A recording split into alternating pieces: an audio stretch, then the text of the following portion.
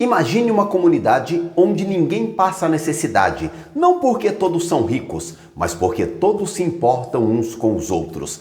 Agora vamos conhecer o terceiro pilar do amor da Igreja de Jerusalém, a solidariedade que busca equidade, não igualdade forçada, reconhecendo as diferenças e ajustando os desequilíbrios. Pratica compartilhamento voluntário sem imposição ou constrangimento. Demonstra pertencimento genuíno, onde a necessidade de um é a necessidade de todos. O que podemos fazer para recuperar essa solidariedade que fez da Igreja de Jerusalém um modelo dificilmente replicado nos dias atuais? A resposta começa aqui e agora. A paz do Senhor Jesus, família, graça e conhecimento de Deus. Pastor Oséias das Virgens aqui, dando continuidade ao nosso estudo sobre uma igreja cheia de amor.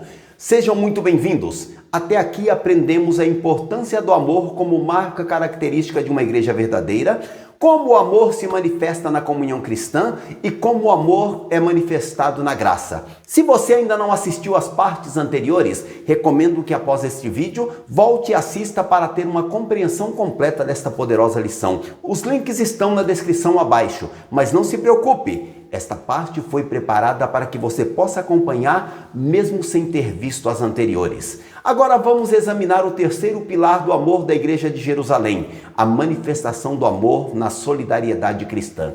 O que significa buscar a equidade? Como funciona o compartilhamento voluntário? Como a solidariedade se manifesta na prática? A busca pela equidade.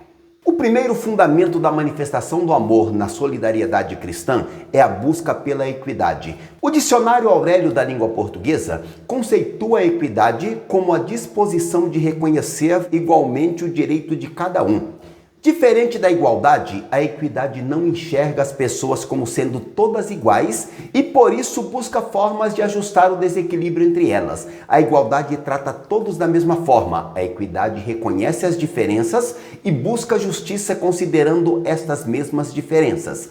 Em Jerusalém, não havia nivelamento social, nem todos possuíam as mesmas condições. Havia pessoas mais abastadas e havia pobres também, estes geralmente em maior número. Logo, a igreja demonstrou ser sensível a esta realidade, procurando tratar dessa situação conforme Atos 4 e 34, sendo solidária com a situação dos menos favorecidos. A igreja não ignorou as diferenças sociais, nem tentou criar uma igualdade artificial. Em vez disso, ela reconheceu as necessidades específicas de cada pessoa e buscou formas de atendê-las adequadamente. A equidade cristã começa com o reconhecimento honesto das diferenças entre as pessoas. Nem todos têm as mesmas condições financeiras, sociais ou físicas.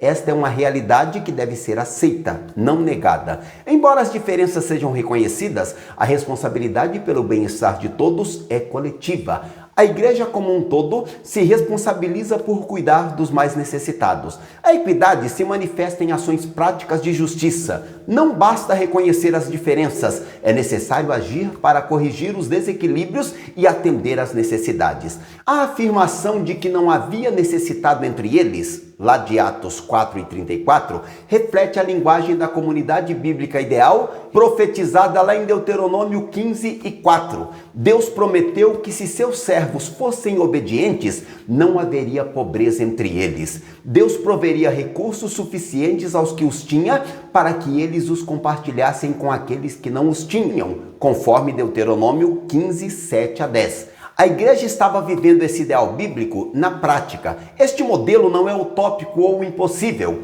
é o padrão bíblico que Deus espera de seu povo. Quando a obediência é amor genuíno, esse ideal pode muito bem ser alcançado. Nossas igrejas precisam buscar a equidade, não a igualdade forçada. Devemos reconhecer as diferenças entre os irmãos e buscar formas práticas de atender às necessidades específicas de cada um deles. Líderes, sejam sensíveis às necessidades dos irmãos, desenvolvam formas para identificar e atender às carências e necessidades de cada um, sempre respeitando a dignidade deles. Meus irmãos, sejamos sensíveis às necessidades uns dos outros. Não fechemos os olhos para as dificuldades dos irmãos, mas busquemos formas de ajudar dentro das nossas possibilidades. A sua igreja tem buscado a equidade? Será que temos sido sensíveis às diferentes necessidades dos nossos irmãos? Propriedade e compartilhamento. O segundo fundamento da manifestação do amor na solidariedade cristã é compreender a relação entre a propriedade e o compartilhamento. Estudiosos observam que a Igreja de Jerusalém vivia uma comunidade de compartilhamento e não de domínio. Os crentes mantinham a propriedade dos seus bens, mas os disponibilizavam conforme a necessidade de cada um. Desse modo, eles compartilhavam tudo o que tinham. Não havia a abolição da propriedade privada, mas uma atitude de disponibilidade total. Isso pode ser observado com Maria, mãe de João Marcos. Ela também pertencia à Igreja de Jerusalém e, ao invés de vender sua casa, a pôs a serviço da igreja, transformando-a em uma casa de oração onde a igreja se reunia, conforme Atos 12:12. A prática da generosidade pode mudar de acordo com o tempo, lugar ou circunstâncias. Contudo, o princípio que a governa permanece o mesmo. Podemos fazer o bem a quem necessita de uma forma ou de outra. Como destacado anteriormente, os cristãos formavam uma comunidade de uso e não de domínio. Cada um era dono dos seus bens, mas esses estavam a serviço de todos, conforme a necessidade do momento. A atitude era de disponibilidade total. Embora mantivessem a propriedade legal, os crentes não se consideravam donos absolutos dos seus bens, mas mordomos que deveriam usar seus recursos para o bem comum. O compartilhamento não era automático ou obrigatório, mas responsivo. Quando surgia uma necessidade, aqueles que tinham condições respondiam voluntariamente. Um princípio fundamental é a mordomia cristã. Tudo que temos pertence a Deus e somos apenas administradores. Esta compreensão muda a nossa atitude em relação aos bens materiais que possuímos. Devemos estar sempre atentos às necessidades ao nosso redor. O amor cristão nos torna sensíveis ao sofrimento e às carências dos outros. Os métodos podem variar, mas o princípio permanece. Podemos ajudar através de doações, empréstimos, disponibilização de recursos, tempo, talentos ou simplesmente oferecendo nossa casa para reuniões de oração, louvor ou adoração. A cultura moderna promove o individualismo e a acumulação pessoal. Essa mentalidade de cada um por si é oposta ao modelo bíblico de compartilhamento e solidariedade. O consumismo incentiva a acumulação desnecessária e o desperdício, enquanto muitos passam necessidade. O modelo bíblico promove o uso responsável e o compartilhamento generoso. Muitos vivem isolados em suas bolhas sociais sem perceber as necessidades ao seu redor. O amor cristão quebra essas barreiras e nos torna sensíveis às necessidades uns dos outros. Nossas igrejas precisam ensinar e praticar a mordomia cristã. Devemos criar formas para identificar necessidades e facilitar o compartilhamento entre os irmãos. Líderes, ensine sobre mordomia cristã e busquem ser exemplo neste quesito. Ensine o rebanho sob sua responsabilidade a compartilhar recursos, talentos e tempo. Meus irmãos, vejam seus bens como recursos de Deus para abençoar os outros. Estejam dispostos a compartilhar conforme as necessidades surgirem.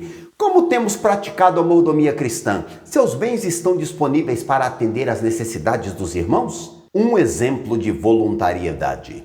O terceiro fundamento da manifestação do amor na solidariedade cristã é o exemplo da voluntariedade. Lucas destaca que os que possuíam herdades ou casas, vendendo-as, traziam o preço do que fora vendido e o depositavam aos pés dos apóstolos, conforme Atos 4:34.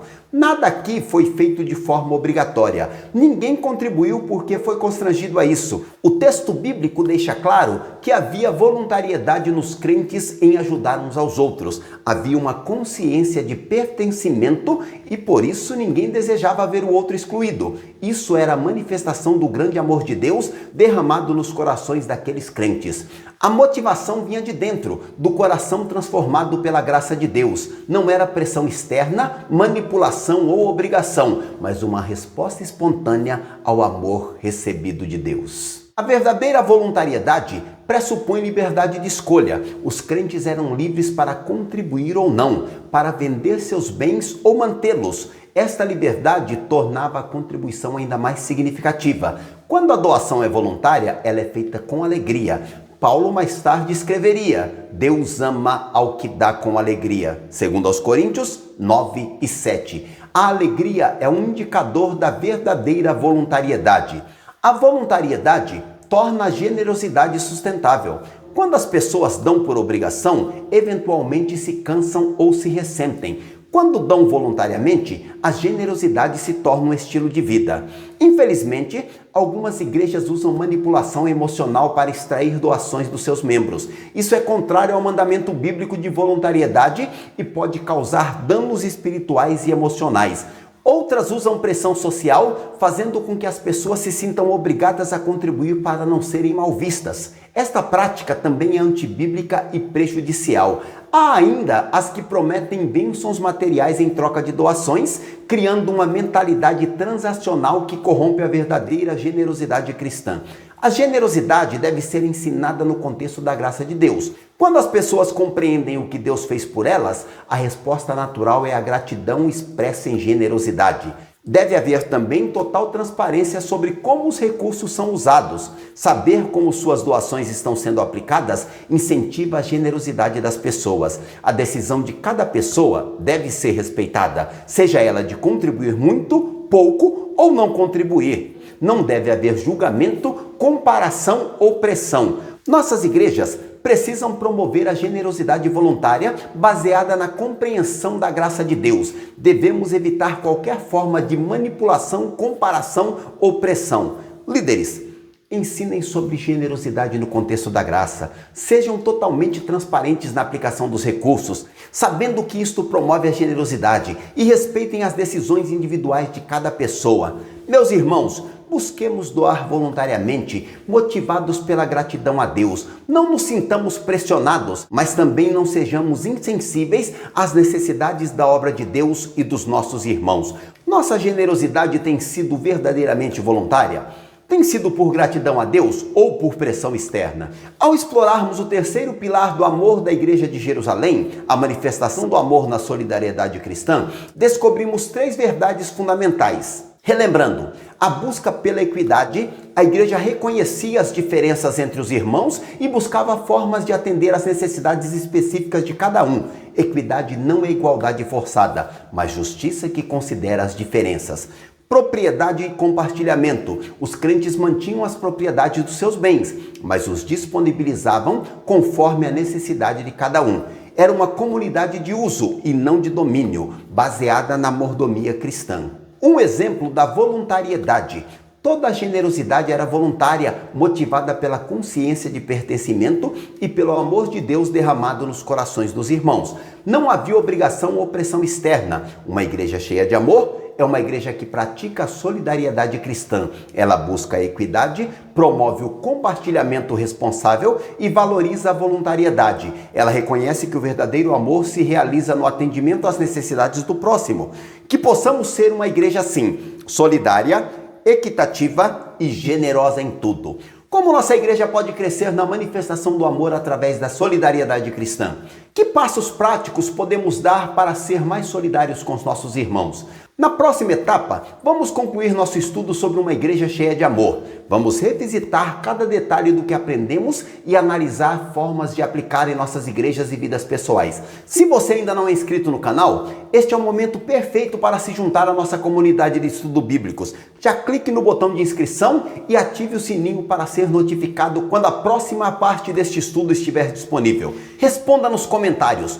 Qual dos 3 fundamentos da manifestação do amor na solidariedade cristã mais impactou você? Sua voz é vital para o crescimento dessa comunidade de estudos bíblicos. Compartilhe esse vídeo com todas as pessoas que você sabe precisarem conhecer como o amor se manifesta na solidariedade cristã. E fique atento, pois a parte 5 do nosso estudo, a conclusão da igreja cheia de amor, onde vamos relembrar os 3 pilares que fizeram do amor na igreja de Jerusalém um parâmetro para as igrejas de todos os lugares e tempos. Descobrir formas práticas para a implantação desses fundamentos em nossa igreja local. Ser desafiado a viver o amor cristão de forma concreta e transformadora. Essa não será apenas mais uma conclusão de estudo, será um resumo das orientações para uma igreja que não apenas falava de amor, mas vivia o amor de Deus. Deus em Cristo vos abençoe.